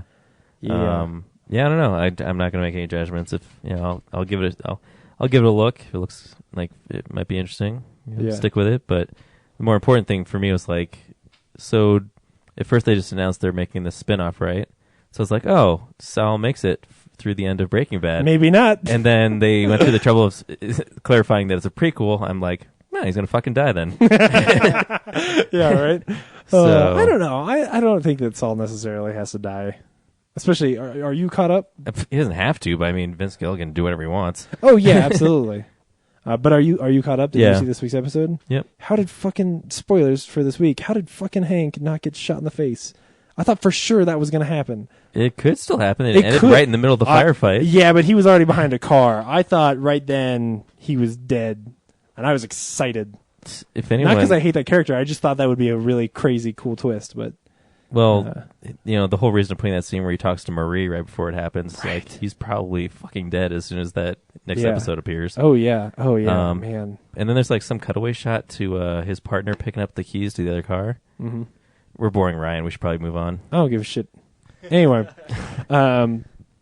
also, Brad, didn't somebody die this week? Yeah. Can you look up his full name? Shit. It's Dolby, the guy who pioneered Dolby Surround and Dolby Sound. Passed away at age 80 or something. Ray Dolby died this week. Yeah. Not the guy who did She Blinded with Me to Science. This is the actual guy who created the that's Thomas Dolby. Ray Dolby, is responsible for all the movie sound for not all of it because there's THX and shit, but he was definitely a pioneer. A pioneer. He's a big, there's a reason that name sticks around. Yeah, when you see Dolby surround sound and stuff. Yeah, now there's Dolby Atmos, which is, I had a sample of it at the Harkins Theater. It's amazing. Oh, yeah? Yeah. It's like a 16-point surround sound thing. Fuck. It's crazy. They've got that awesome, at wherever their studio is, I can't remember now. They've got this sound perfect room where they've set up speakers where basically you are surrounded with speakers. I remember it from it was a history show called Unsolved History, and they were talking about the Boston Massacre and trying to figure out how would something like that start. So they went to this thing and basically played. They could control the sound of being in the middle of a riot and just move it around and make you feel like, well, this is what it would actually sound like if you were in the middle of that thing, because there was literally sound coming at you from any side. And then, of course, the walls are all like, sound reflection proof or whatever, so the sound doesn't echo and things like that. It's awesome, man. Those people do crazy stuff. Yeah, Ray Dolby though. How old? 80. 80. Yeah, that's cool. Right. Yeah. So old, Yeah. which is good. Good for him. Congratulations to him on a well utilized life. Yeah, Yes. not on being dead, but Not a slacker. yeah, He was not a slacker. yeah. That's news. Cool. And now we dive into our comic long box. And Brandon has a comic for us this week. What's up, nerds? It's the Comics Corner. Spawn #1, right? Yes, Do you still own that comic? I think I own the first 23 of them. What are they on now? 25? No, they're on like 200 and something. In the last 15 years, they've published 2 issues. They're really good, though. Yeah, actually, they've published 100, but they've restarted it 4 times. So Crazy. I thought those were cool. The artist was really good in those. McFarlane? Todd McFarlane, yeah. He doesn't really draw anymore. I think No, he draws the he just covers. makes toys. Yep. And he doesn't even really make the toys, I don't Nope. think. He just publishes But stuff. really, James has a comic for us. James, what do you got for us this week? Yeah, so I actually had a couple that I thought would be good, but I'm going to stick with one that I know for a fact that Colorado Coins, Cards, and Comics has, because I bought my copy there. It's American Vampire Anthology. It's actually numbered. It's number 1, which excites me because it means that they might keep doing this. American Vampire, I've talked about before, is it's a series by Scott Snyder and Raphael Albuquerque that basically starts in sort of the Wild West, where this guy becomes a vampire, but he is a stronger and a bit more brutal vampire. And the book sort of posits this theory that all the different kinds of vampires that you've seen in this universe are just different races of vampire. So like your traditional vampire is sort of the European vampire, your Dracula kind of guy. But then there are Japanese vampires that are way more monstrous and crazy, and there's American Indian vampires and all this stuff. They're proud warriors. They're just fucking crazy looking. They're just weird, man. So anyway, it allows all these different styles of vampires, except for Twilight vampires, because they're not real vampires, to exist in the same world. And then there's this American vampire that is this very modern and brutal breed, and Skinner Sweet, who is a crazy criminal, is the very first. And then from there, it tells a chronological story. So each new book jumps forward in time to a different historical event and talks about, Hollywood in the 20s and, different things. And it's really fantastic. Anthology, basically what they did, because the book's on hiatus right now, so they got a bunch of awesome artists together and just said, hey, have fun in our universe, tell a little, 6 or 12-page story, and then they publish it all together. So it's a fantastic read. You can pick it up if you're not already reading the book. If you are reading the book, this is a must-read for sure. They've got people like Jason Aaron, Gabriel Ba, and Fabio Moon, who, if you've read Day Tripper, those guys are fantastic. Maybe the one, Jeff Lemire's in here, maybe the one that I was most impressed with is Gail Simone, who she tells a story that I think, if you're reading this book, you've got to read. It completely redefines one of the characters. Like, it's so good. She's the villain of the first arc. Like, she's this girl that's roommates with our hero, who ends up betraying her and becoming a vampire, and they fight. But it tells you the story of her getting into Hollywood and the things that she did. Basically, she goes to, these creepy producer's house, and they make her blow them, and then they don't ever call her again. And just, like, the way that she's impacted by that, and then ends up giving herself... It sort of explains why she gives herself to the vampires and does all this. And then, of course, she goes and gets her revenge, and it's bloody and awesome. So for sure, go check this out. If you get a hold slot there, it's like what, 5% off, right? 20%. 20% off of your hold slot, as well as 20% off of your trades, which they've got all the American Vampire trades. Just go read that book; it's fantastic. You gave me the first rate. It's good. Yeah, it's gorgeous. And it does have it's bookended by a story that is written by Scott Snyder and art by Raphael Albuquerque, who's just brilliant. So yeah, check that book out. Cool. This week, we saw Insidious Chapter 2, the second part of a chilling saga of ghosts. Brandon, should people go to the movie theater and see Insidious Part 2? I thought it was really good. I couldn't imagine how you would keep track of everything if you hadn't seen the first one, James. Are you asking me? So I have to say, everybody knows I don't really like horror movies, and I certainly don't like this kind of horror movie. So if this is your jam, What don't you like about this kind of horror movie? we'll get there. If this is your jam, then yeah, this is a really good one, and you should probably go see it. Obviously, if you like the first one, I don't know, it's probably just as good. So check it out. If you are like me and you don't like these movies, then yeah, this is one of those movies. Don't go see it. So, yeah, this one does not stand out the way that Evil Dead does, where when it's over, I was like, oh yeah, man, that was great, even though I don't like these movies. So, better than Texas Chainsaw. Brad? It's really hard to enjoy a horror movie when people are having conversations and laughing in the background. So that sucked, and it didn't help me get over the boringness that was, I think, the first 20 minutes of this movie for me. Yeah. So overall, I was not impressed. Yeah, and I haven't seen the first one, so I was really lost too. So I wasn't. So I will answer this question, Brandon, before we go to the trailer. I was not lost. I knew what was going on. I was bored by the beginning, somewhat, mostly because I felt like because they jump into the middle of the story, they pick up from the first one.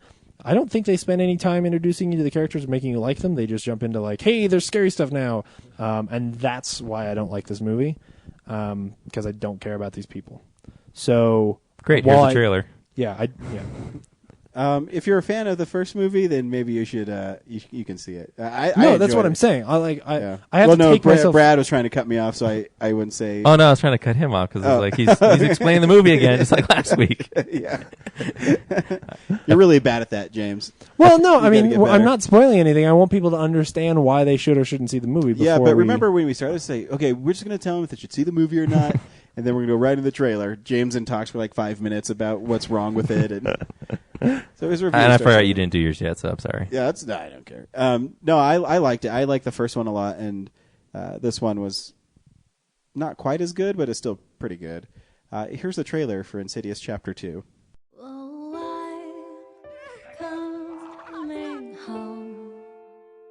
I'm going to be at Grandma's house for a little bit.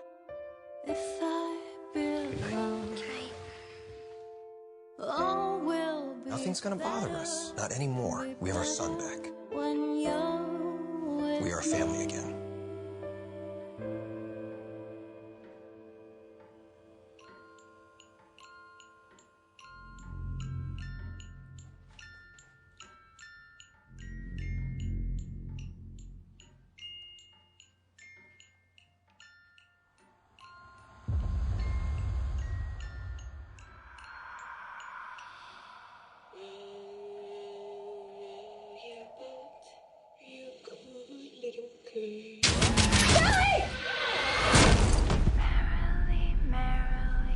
Still happening. What is? Tell us, what does she want?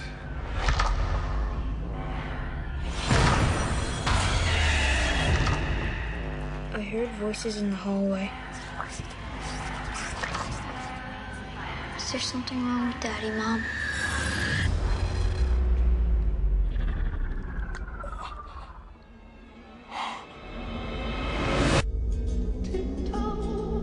Whatever it was that was haunting my family, it's not done with us.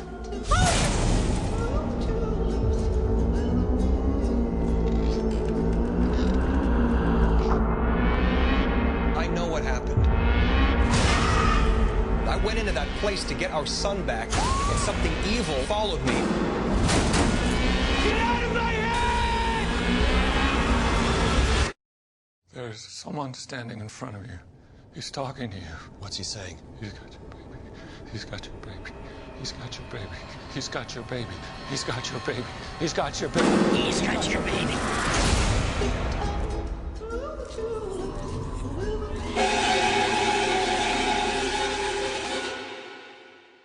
So I mean, this one picks up right at the end of the first one. The first one, for the guys who haven't seen the movie, is some of that stuff at the beginning like flashbacks to the end of the first one, like the same shots? It's the entire movie, isn't it? I don't see how you could separate the two. Yeah, well, I mean, Brandon's right. The opening isn't flashback, a little bit of flashbacks, but they give a little more to the scene of the clairvoyant who dies. Do you know if they shot it at the same time? No. I mean, everybody's I know they look the exactly the same, right? Rosebird doesn't get older. No, Rosebird she's just stays cute, the man. same I think age. she's really cute. That's why I like the characters. Yeah. The first one is a story of this family, and their little boy, Dalton, slips into a coma, and they don't know why he's in the coma. And it turns out that he has the ability, like his father before him, where he's able to separate his soul from his body and go to an astral plane and visit ghosts. People the further, yeah. People who are dead, but they're like stuck in like their ending, basically. They're stuck in their death. Mm-hmm. And what happens is, and it's a creepy premise, is what happens is he got so far away that a demon recognized that he was like out of his body and he was alive. So the demon captured him. Cool. It's a cool and idea, so the demon was basically keeping him in a coma so he could possess the child. So the story is the house wasn't haunted, their child is haunted. But it's a demon, it's not a ghost. Yeah, but what happens is the demon, since he's keeping the kid's soul, or basically his soul, the ghost recognize that there's a gateway. So that's why the ghosts are able to come in and out. Oh, They can. I think they smell the empty vessel. Is Exactly. What they called it. and so in the first one, this really powerful demon latched onto it, and it's a really cool looking demon, and it's pretty effective. And you find out that his father is able to do this as well, but he blocked it out because there's this old lady who latched onto him. And she would follow him around. He didn't go into a coma or anything, but this other demon, well, it's actually a ghost, would follow him around. And so at the end of the last one, he went into the further to get his son out from this demon. But when the big twist at the end of the first Insidious is that when he came back, he didn't come back. That woman's ghost came back instead and into him. And so he killed the clairvoyant. So you already knew that going in? Yes. Interesting. And so here's a scene from Insidious Chapter 2 that explains what's wrong with Daddy.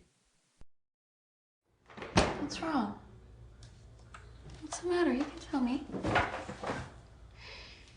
had a bad dream. Okay. Sorry. What was it about? I was in my bed sleeping. Grandma walked in. I could see someone else in my room. Please don't leave us again.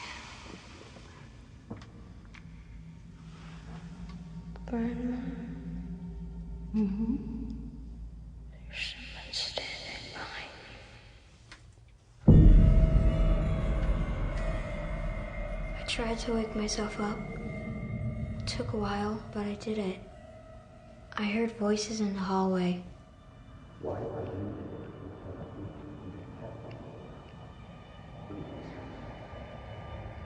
You've got to go. You have to go. It was Daddy, You have to. and he was talking to someone. You have to go.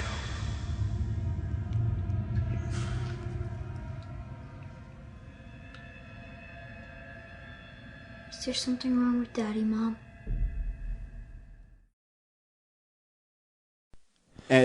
So basically, that's why Patrick Wilson throughout the whole movie doesn't really know what's going on with his family because he's not really who he is. I'll say this: that whole story about whether or not so I don't know going in, right? Mm-hmm. I literally that this is a possibility, but so that whole question was fascinating to me. That part of the story, I was in. I was like, dude, because there was even a point where I was like, maybe it's not. Maybe it's the boy. Maybe the boy actually came back bad, and that they're wild goose chasing us with the father, and that's going to be like the cool. And so in my head, I got this whole thing going on. And so then when they just flat out say like, oh yeah, it's totally the dad, because then the boy is like telling his mom like, hey, I saw dad, doing this shit. That's and I was the like, scene you just heard. oh yeah. So I wasn't sure what scene you were gonna play. So in that scene, I was like, "Oh, dude, this boy is totally playing his mom, and it's all about like whether or not these people trust each other, and how these ghosts are getting into each other's like these people's heads and really like making them afraid because they're playing on them." And then it wasn't that, and I was disappointed. And now I understand why, because they were forced by the ending that they gave themselves the first time. That yeah, see, but the ending to the first one I think is actually pretty scary, because you find out that because you saw in the second one the picture, the old woman's in the pictures with him. Yeah. And so the clairvoyant, she notices something's wrong with Josh, and so she takes his picture really fast, and he's like, "Why the fuck did you do that?" And he just like starts killing her. Oh. And I mean, they never showed that in there, and he like snaps, and so you knew right away something was wrong with him. It was a cool ending. Yeah. But So- the overlap was crazy. The front door scene in the first one, how they Oh, played yeah. that into the second Yeah, one, I thought it's- that was insanely it is- entangled. That's what yeah. there's no way you could have possibly. It was what front door scene? There's a part in the climax. Remember when that old guy's like, "He's got your baby. He's got your baby. He's got Yeah. your baby." In the first one, they're in their bed and their front door opens, and then Then you just think they're just screwing around with yeah, you. But like it the ghosts actually are has screwing some around, purpose but in it's the second one. yeah. The purpose is he's trying to break through to them and let them know that he's not who he is. It's really fascinating, and how they reshot it. Where did the story come from? Was it had to have been written together? No, actually, the guy who wrote it is the guy who plays Specs in the movie, and he also wrote the Saw movies. So I can see how that part too, how he's able to lap them in, because that's kind of his little excellent catch. And I love James Wan as a director. I think he's such a great horror director. I think the movie's gorgeous, and as much as it's got all those sort of jump scare things where for me, again, because I really I was not invested in these people much at all. I thought the ideas of the movie were really cool, but I didn't care much for the people, so I didn't care whether or not they got hurt. But like there's all the tension from knowing that there's going to be these jump scares and stuff, and I think the way he does them is really cool.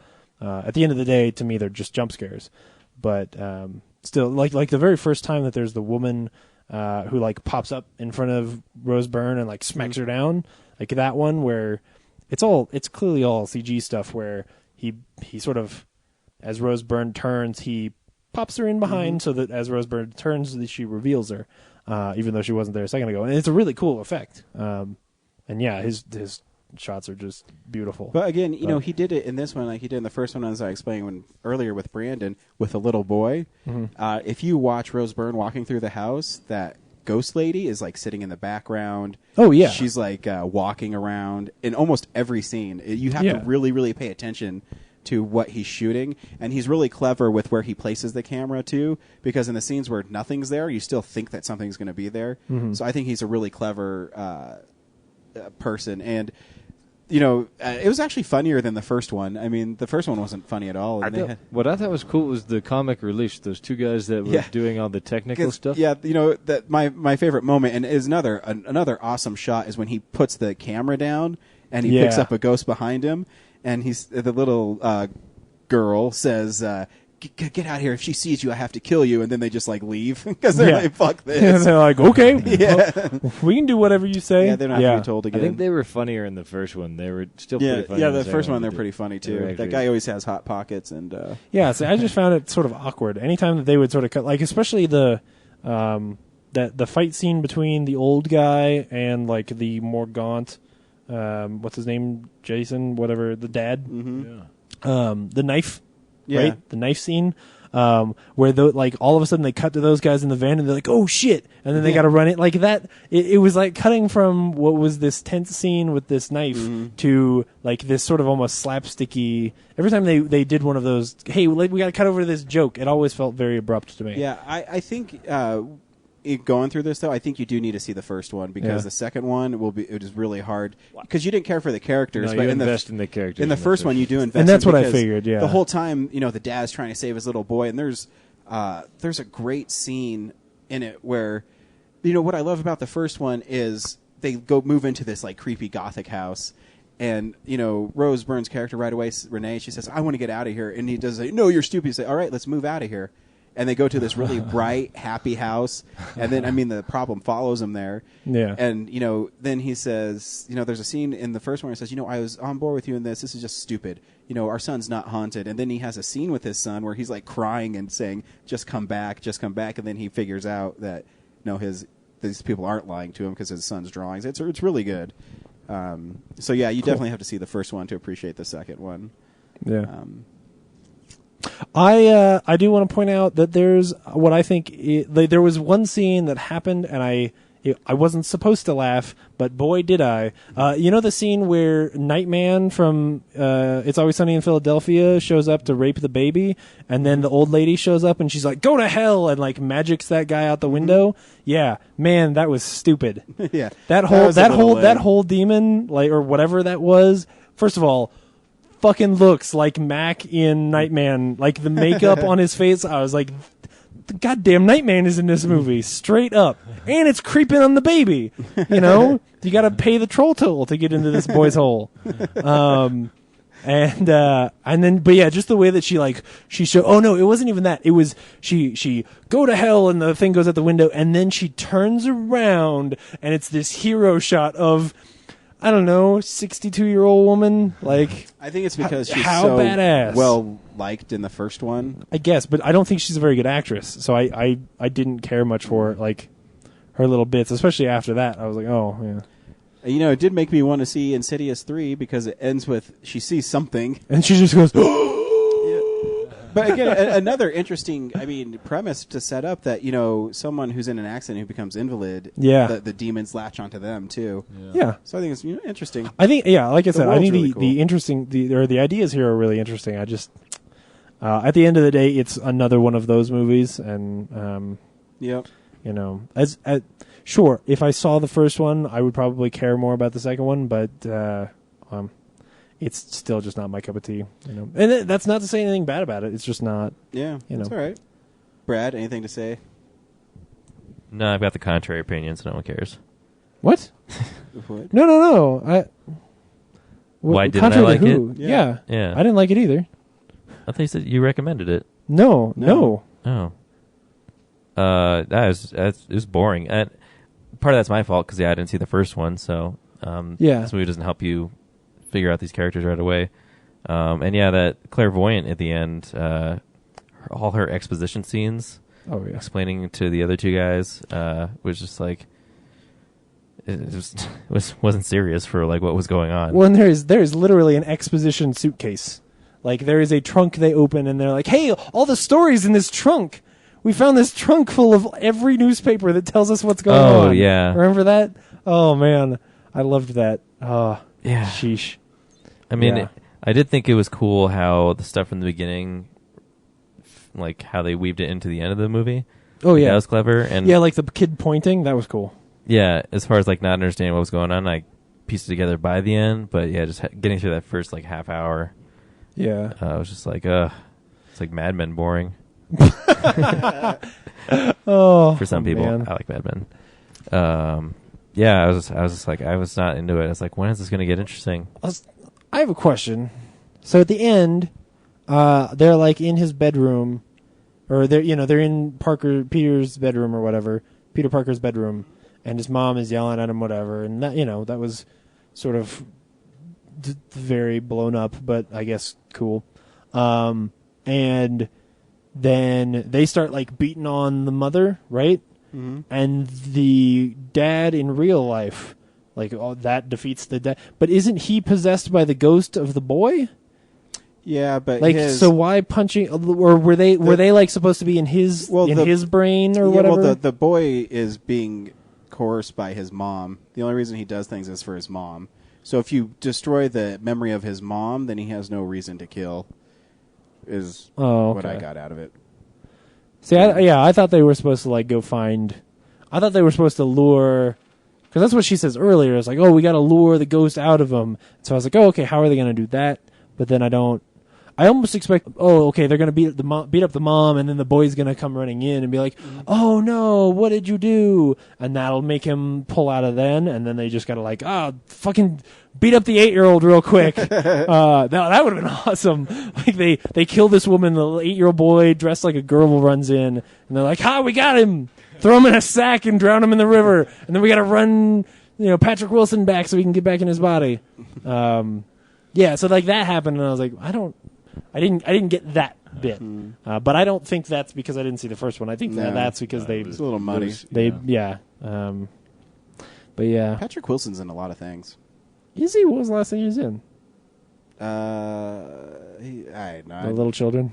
He plays the bad guy in a lot of stuff. Yeah, That's he's good at it. That was the thing. I was really excited for him to go all shining, like on his kids and stuff, and then that, I don't know.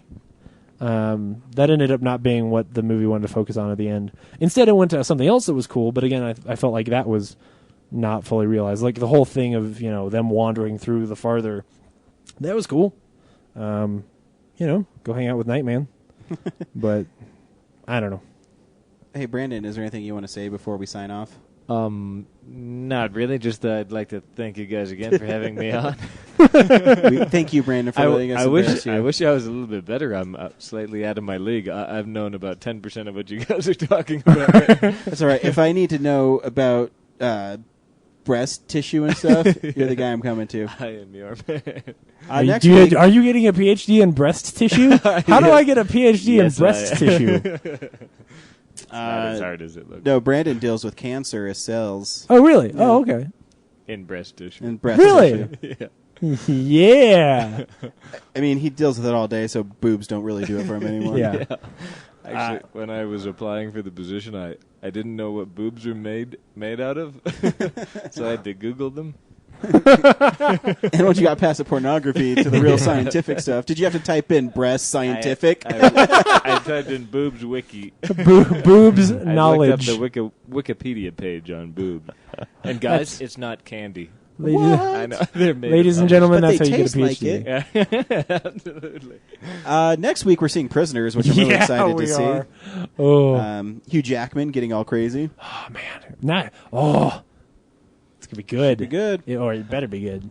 So remember, you can see us on the big screen, the Oriental, September 24th, world premiere of Pacho Episode 3.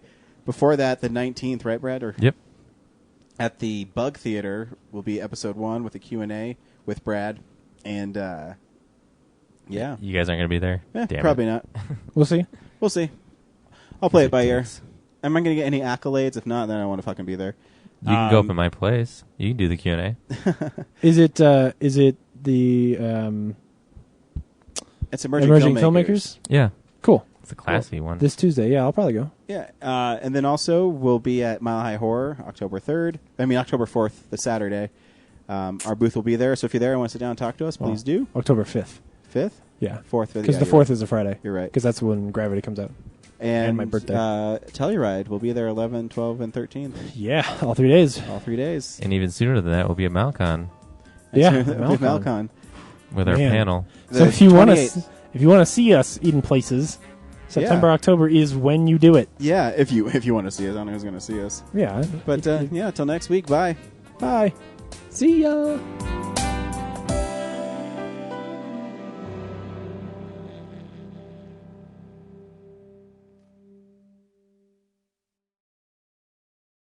Visit our website, realnerdspodcast.com. You can tweet us at real_nerds. You can email us even, realnerds@gmail.com. Like us on Facebook. Hey, stream us on Stitcher. You want to call us? 720-6nerds5. And download us on iTunes. Just search Real Nerds. Thank you, Joe Kempter, for the wonderful voiceover. And also Spark Mandrill for the wonderful late-night jazz smooth sounds of movies. You can find them on SoundCloud. This has been a Nebulous Visions production.